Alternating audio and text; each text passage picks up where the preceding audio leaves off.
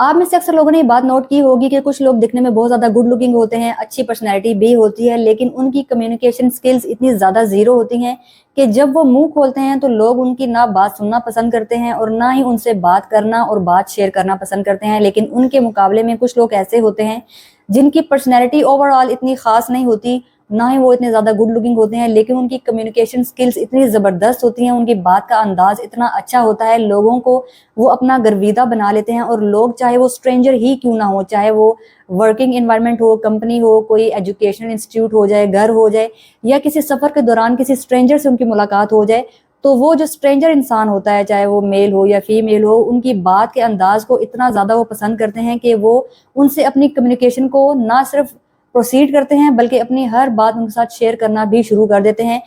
सबसे पहली मिस्टेक आपकी ये होती है कि जब भी आप किसी स्ट्रेंजर से बात करते हैं या किसी जानने वाले से बात करते हैं, तो उससे कॉन्वर्सेशन के दौरान